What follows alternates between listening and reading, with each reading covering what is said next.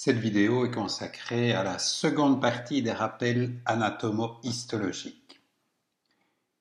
Dans la circulation pulmonaire, à l'inverse de ce qu'on observe dans la circulation systémique, les artères véhiculent du sang déoxygéné et apparaissent par convention en bleu sur le graphe à l'écran. Les veines pulmonaires véhiculent quant à elles du sang réoxygéné, représenté ici en rouge. Au départ du tronc de l'artère pulmonaire, prenant naissance à la sortie du ventricule droit, les artères pulmonaires se ramifient de manière grossièrement superposable à la ramification des voies aériennes. Sur une coupe histologique, on reconnaît toujours une artère ou une artériole accompagnant une bronche ou une bronchiole. Ces vaisseaux donnent finalement naissance aux capillaires pulmonaires qui encorbellent les alvéoles et dont nous avons parlé au chapitre précédent. Les capillaires pulmonaires se collectent dans les veines pulmonaires qui elles-mêmes se collectent dans 4 gros troncs veineux qui s'abouchent dans l'oreillette gauche.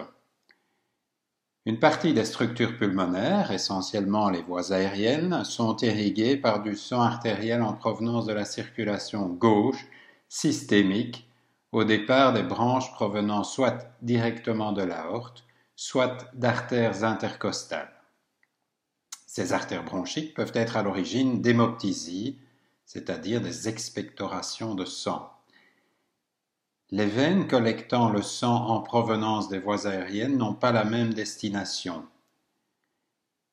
En effet, celles collectant le sang en provenance des plus grosses voies aériennes s'abouchent dans la veine azygos et finalement la veine cave supérieure, comme on l'attend normalement pour du sang en provenance de la circulation gauche. Par contre, les veines collectant le sang en provenance des plus petites voies aériennes périphériques vont s'aboucher dans les veines pulmonaires. Et il s'agit donc de sang en provenance de la circulation systémique qui va participer à ce que l'on appelle le shunt droit-gauche anatomique, dont nous reparlerons plus tard. Le shunt droit-gauche représente du sang veineux systémique déoxygéné qui va court-circuiter la circulation pulmonaire et se retrouver dans le cœur gauche sans avoir été réoxygéné.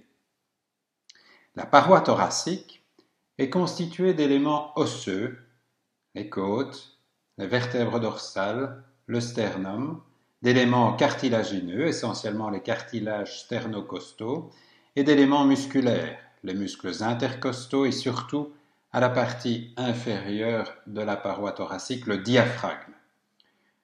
Le diaphragme est le muscle inspiratoire principal, mais d'autres muscles participent à la respiration en permanence ou uniquement dans certaines circonstances où la demande ventilatoire augmente. Ces muscles ont des insertions sur la paroi thoracique. Certains ont une action inspiratoire et sont actifs même au repos comme les scalènes, d'autres muscles inspiratoires sont quant à eux recrutés en cas de demande ventilatoire majorée ou lorsque le diaphragme est déficient. On parle ici des muscles sternocléidomastoïdiens ou des trapèzes. Les muscles expiratoires principaux, inactifs au repos chez un sujet normal mais qui sont recrutés lorsque la demande ventilatoire augmente, sont essentiellement les muscles abdominaux. Le diaphragme a une innervation très particulière, dépendant des 2 nerfs phréniques, innervant chacun un épidiaphragme. Les nerfs phréniques prennent naissance des racines cervicales C3 à C5. Ils ont un long trajet cervical et thoracique paramédiastinal qui les rendent vulnérables à des traumatismes ou à des compressions par des processus expansifs.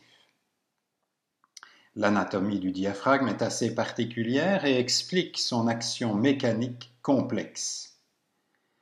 Il peut grossièrement être séparé en une partie horizontale, essentiellement tendineuse, appelée dôme diaphragmatique, et une partie verticale, essentiellement musculaire, correspondant grossièrement à ce que l'on appelle la zone d'apposition, car apposée à la paroi interne de la paroi thoracique inférieure. Le diaphragme a des insertions multiples Il s'insère en particulier à la partie inféro-interne des 6 dernières côtes. On peut diviser l'action mécanique du diaphragme en 3 grandes composantes contribuant chacune à augmenter le volume du thorax à l'inspiration. La première composante est la composante d'abaissement. Elle est liée au raccourcissement de la zone d'apposition lors de la contraction diaphragmatique. Cette composante va abaisser le dôme dans un mouvement de piston crânio-caudal, ce qui agrandit le volume thoracique dans son axe vertical. La deuxième composante est la composante appositionnelle. Elle est liée à l'augmentation de la pression abdominale, elle-même secondaire à l'abaissement du dôme diaphragmatique qui comprime le contenu abdominal.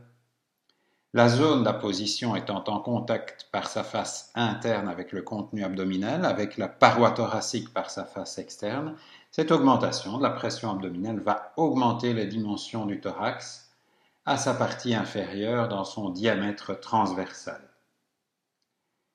La troisième composante est la composante insertionnelle. Elle est liée à l'effet du raccourcissement de la zone d'apposition qui, prenant en quelque sorte appui sur le dôme qui comprime le contenu abdominal, va imprimer un mouvement en anse de saut aux dernières côtes.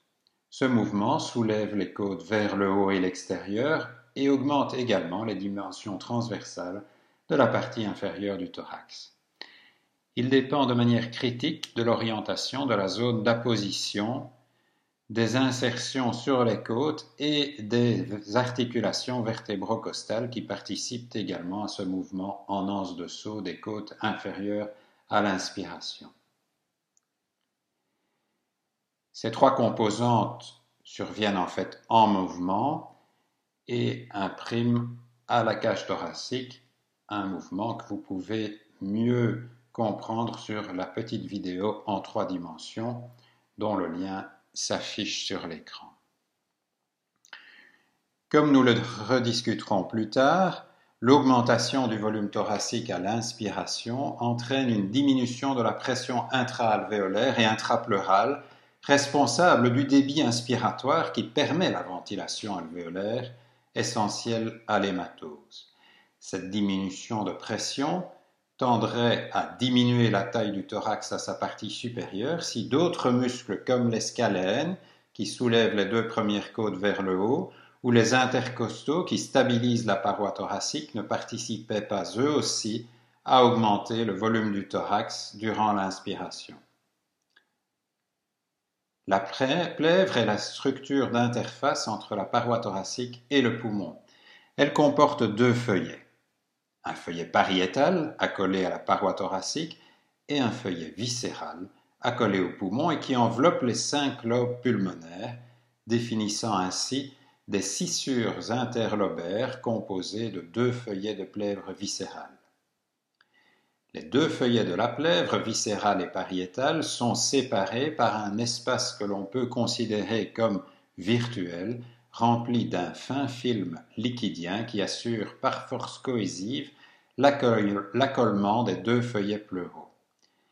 Il règne dans l'espace pleural une pression négative.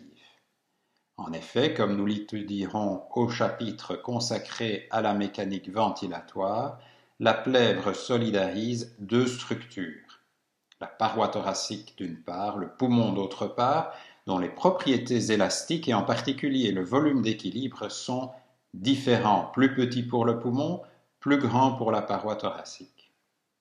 Ceci génère des contraintes mécaniques et une pression négative dans la plèvre. Vous le comprendrez mieux après avoir étudié le chapitre sur la mécanique respiratoire.